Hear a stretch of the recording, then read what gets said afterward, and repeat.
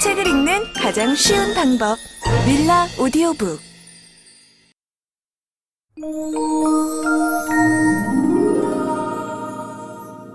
일. 중국. 그 대륙을 떠도는 부평초가 되어. 아기 제시의 탄생. 1938년 7월 4일 중국 호남성 장사.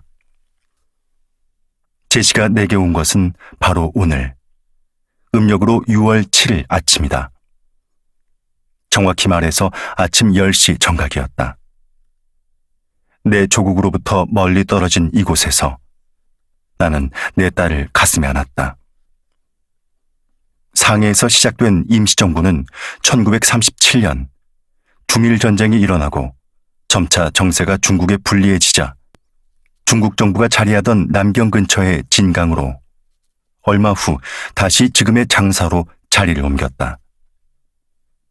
300여 명의 임시정부 식솔들이 목선을 타고 중국 대륙의 동쪽 진강에서 동정호를 거쳐 장사에 도착했던 것은 작년 12월의 일이었다. 그리고 광주에 파견되어 있던 나와 천은 이곳 장사에서 합류했다. 그리고 중국 호남성 장사시 북문 밖의 장춘항에 위치한 이태리 천주교당 의원에서 제시는 이태리 의사 한 사람, 이태리 수녀 간호사 한 사람, 불란서 수녀 간호사들의 도움을 받아 태어났다. 순산이었다. 아내가 임신한 지 306일 만의 일이었다. 배속을 빠져나온 아기의 체중은 9파운드, 약 4kg이 넘을 뿐더러 비상하게 건강하여 배속을 나온 지 2~3시간 후부터는 사지를 마음대로 놀리며 손가락을 빨고 있다.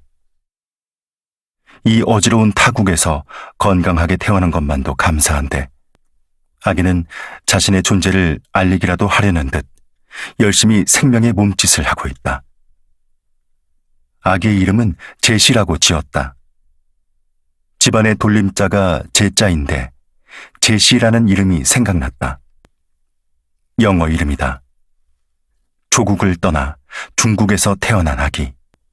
그 아기가 자랐을 때는 우리나라가 세계 속에서 당당하게 제 몫을 하기를 바라는 마음으로 우리 아기 또한 세계 여러 나라 사람들 사이에서 능력 있는 한국인으로 활약하는데 불편함이 없도록 지었다. 세상에 나온 걸 축하한다. 우리 제시. 1938년 7월 15일 호남성 장사. 사모의 건강은 의외로 양호하다. 먹을 것 넉넉지 않고 쉴 곳 여유롭지 않은 이곳에서 여간 다행스러운 일이 아니다. 더구나 피하기 어려운 시국 관계로 오늘 아침엔 집으로 퇴원했다. 집에 도착한 제시는 벌써 능히 듣고 또 보는 듯하다. 천차만별인 중국의 기후 중에서 그래도 장사는 경치도 좋고 기후도 온난한 곳이다. 중국 정부 각 기관이 중경으로 옮겨가자 물가가 싼 장사로 옮겨오게 된 것인데 곡식도 많고 물가도 싸서 생활하기에는 부족함이 없다. 이곳에서 제시가 태어난 게 다행스럽다. 이제 우리 아기의 고향은 평양도 서울도 아닌 중국의 장사가 됐다. 이곳은 2000여 년의 역사 도시다. 이곳에서 우리 제시의 역사 또한 시작되고 있다. 한 치 앞도 알 수 없는 이 타향살이가 언제쯤 끝나게 될까? 제시의 미래는 앞으로 어떻게 될 것인가? 1938년 7월 22일 광동성 광주. 중일전쟁에서 중국이 몰리고 있다. 지금으로부터 1년 전인 1937년 7월 7일 일본군은 북경 근처의 노구교에서 교전을 일으켰다. 중국에 대한 무력 시위의 하나로 야간 전투훈련을 계속했던 일본군은 훈련 도중 사병 한 사람이 실종되었다고 주장하며 근처의 중국군을 공격하였고 곧 그 일대를 점령했다. 이것이 중일전쟁의 씨앗이 된 노구교 사건이다. 노구교 사건 이후 일본은 관동군과 조선 주둔군을 끌어들였고 이로 인해 중국과 일본 사이엔 전면적인 전쟁이 시작됐다.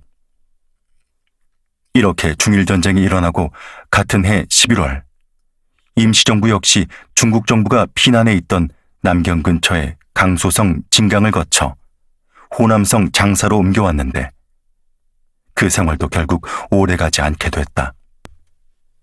장사를 떠난 것은 임시정부가 장사로 옮긴 지 8개월이 되는 1938년 7월 19일 이른 아침 4시경이었다.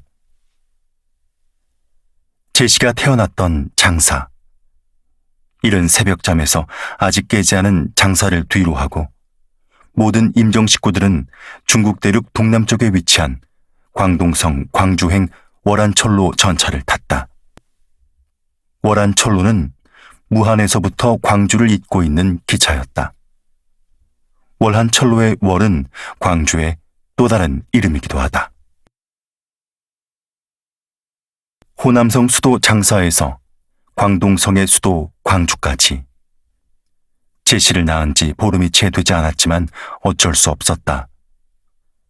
엄마의 몸도 몸이지만 그보다 아기가 더 걱정이었다.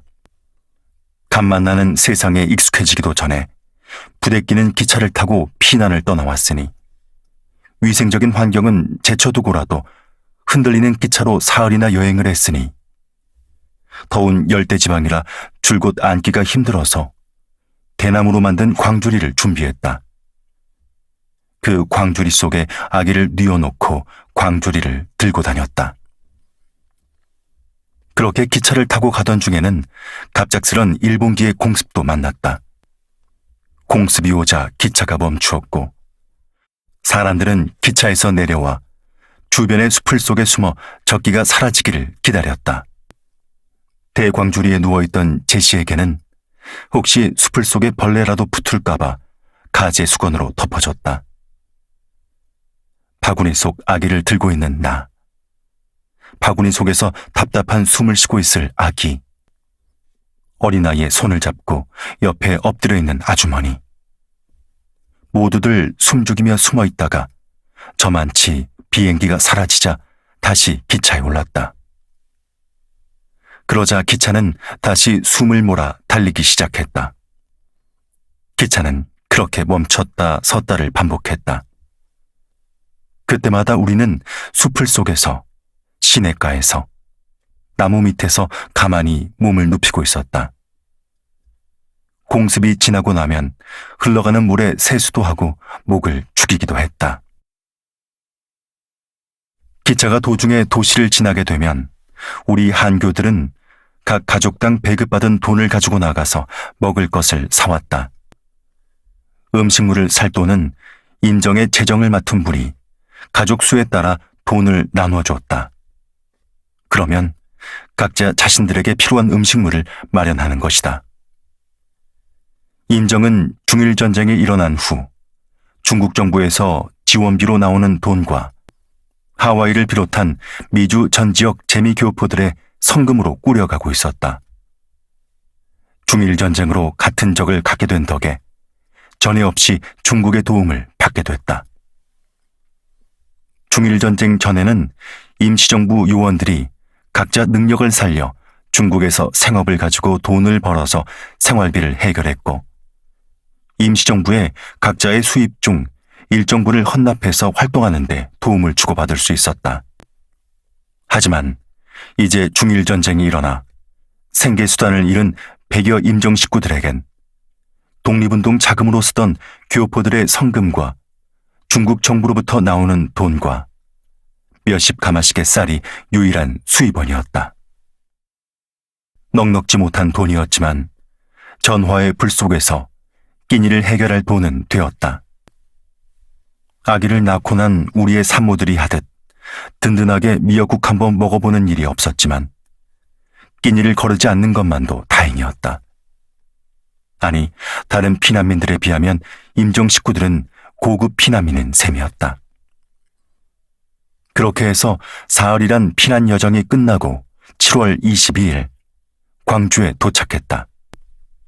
이른 아침 광주시 남단 황사정거장에 도착했을 때 우리는 또 공습을 당했다. 황황히 임정 대가족의 숙소로 정해진 동산 아세아 여점으로 찾아 들어갔다. 피난의 시간들도 지나고 나니 더운 날씨와 공습 비행기의 기억만이 남았다. 이런 생각도 잠시일 뿐 바구니 속의 제시를 보니 신기하게도 편안하게 먹고 자고 울 뿐이었다. 먹은 것이 부족해서 엄마젖이 제대로 나오지 않을 것이었지만 계속 빨다 보면 그래도 조금씩은 나오는지 제시는 잘도 빨아대고 있다. 1938년 8월 30일 광동성 광주. 오늘 비로소 얼굴을 마주하고 정면으로 제시를 안아줬다. 언제부터인지 제시는 스스로 머리와 목을 바로 세우고 있다. 이 세상에 나온 지 고작 2달 정도지만 벌써 자기 몸 간수를 단단히 잘하고 있다. 가르쳐주지 않아도 스스로 변화하고 발전하는 아기의 모습이 대견스럽다. 오후엔 설사증이 생겨서 처음으로 약을 다려 먹였는데 다소 효력이 있었지만 완치는 안 됐다.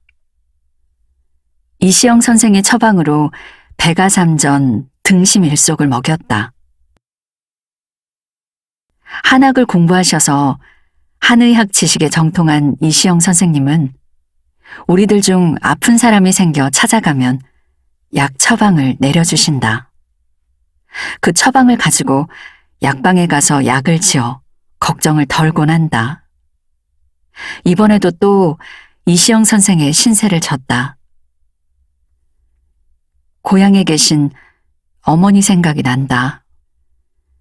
6남매를 낳고 나와 동생들이 아플 때면 어쩔 줄 몰라 하며 애타하시던 어머니. 먼 이국 땅에서 어머니를 떠올리고 있는 이 딸을 아시는지. 어머니가 된다는 것이 새삼 새로운 날이다. 1938년 9월 15일 광동성 광주. 뉘어 안고 다니던 제시를 오늘부터는 바로 안아주기 시작했다. 팔 안에 들어온 제시는 목힘이 든든하고 제법 큰 애처럼 목을 좌우로 돌리며 놀았다. 약 15분 동안의 시간이었는데 높은 목소리와 안 좋은 태도를 지니고 말하면 서러워하고 밝은 얼굴로 얼러주면 웃곤 한다. 아기도 사람의 표정에 섬세하게 반응한다. 어른이 된 우리의 마음도 사실은 이렇게 민감한데 그것을 숨기고 사는 게 아닌가. 세상을 살면서 감정이 무뎌지고 조절하는 법을 배우게 되지만 결국 누군가에게 안 좋은 태도를 가지고 말하면 무뎌진 마음 사이로 자신도 모르는 상처가 쌓일 것이다. 아기의 마음을 갖고 사는 사람을 순수한 사람이라고 마치 특별한 사람처럼 말하곤 하지만 사실은 아기 때의 반응이 인간 본연의 느낌이요 반응일 것이다. 아기 때의 모습을 감추고 감추어 더욱 높고 두꺼운 담을 쌓는 것이다. 아기들의 그 즉각적인 반응에서 사람들 얼굴 속에 숨겨진 모습을 찾게 된다. 친절하고 부드러운 표정에는 웃음으로 피어나는 밝음이, 환하고 거센 표정에는 아기들처럼 그렇게 울고 싶은 서러움이 마음속에 떠오른다. 이곳 중국 사람들의 표정 없는 얼굴을 보며 새삼 어떤 중국 아기의 천진스러운 표정을 떠올려 보게 된다. 1938년 9월 19일 광동성 불산. 오후 2시 30분에 우리 일행은 불산진으로 향했다. 불산은 광주에서 서쪽으로 약 25km 떨어진 곳이다. 믿었던 중국군은 일본군에게 연신 대패하며 뒤로 밀렸고 광동성의 수도 광주의 동산백원에 정착했던 임시정부는 다시 피난을 결정한 것이다. 따라서 우리 가족을 비롯한 인정 식구 40여 명은 대형 리기선으로 광주시 월해공사 부두를 떠나 오후 4시 30분에 불산진 중상교 부두에 상륙했다. 제시를 아는 우리 가족은 미리 준비되었던 복경방 28호를 찾아 들어갔다. 서향방으로 천장이 있는 집이었다. 이 집은 광주에서 살던 방보다 통풍이 잘 되어서 훨씬 서늘했다. 열대지방이라 느끼는 열고가 한층 덜어지는 듯해 다행스럽다. 우리에게 있어서 이런 집을 얻는 것 자체가 행운이다. 중일전쟁이 일어난 후에는 그나마 타국에서였지만 누려왔던 정상적인 삶 자체가 불가능해졌다. 우선 전쟁통으로 인해 일자리가 없어졌다. 그것은 가족의 수입이 없어짐을 뜻했다. 먹을 것, 입을 것, 머무를 곳을 제쳐두고 늘 짐을 쌀 준비를 한 채 하루하루를 살아가고 있다. 그래도 우리들 삶은 나은 편이다. 피난 생활을 해야 하는 임시정부가 가족 수에 맞추어 나눠주고 있는 생활비는 기본적인 생계를 이어갈 수 있을 만큼의 작은 돈이었지만 말이다. 중국인들도 이제 일본이라는 우리와 동일한 적을 두게 되어 재정적인 면뿐만 아니라 항일 활동에 있어서도 우리의 입장에서는 마음이 한층 편해졌다. 이젠 눈치를 덜 보게 됐다. 오히려 만주의 우리 독립군 등 동지들 일부는 중국인들의 군대에 군인으로 들어가 지원해주는 입장이 됐다. 함께 싸우는 것이다.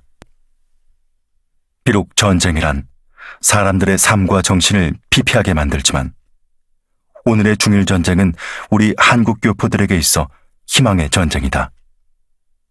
덩치 큰 중국이 일본을 무릎 꿇게 만들 날이 곧 올 것이다. 1938년 10월 3일 광동성 불산. 제시는 이제 손으로 잡아당겨 볼 만한 거리에 있는 것이면 무엇이나 끌어다가 들춰보기 시작한다. 지금도 배를 덮어준 기저귀를 끌어다가 입으로 빨아보기를 수차례 하고 있다. 불산에 와서 생활이 다소 안정되고 있다. 아기가 먹을 양식이 부족하지 않아 좋고 일기가 좋아서 좋다. 그래서인지 제시도 기분이 좋아 맹렬하게 운동을 한다. 자기 몸을 가지고 온갖 시험을 다 해보고 있다. 세상 속에 들어온 걸 깨달은 건지 한 세상 함께 지니고 살아야 할 자신의 도구들을 점검해보고 있다. 제시에겐 이곳이 고향이 아닌 낯선 중국이란 사실이 평생을 믿고 살아야 할 나라를 빼앗겼는지가 하나도 중요치 않다.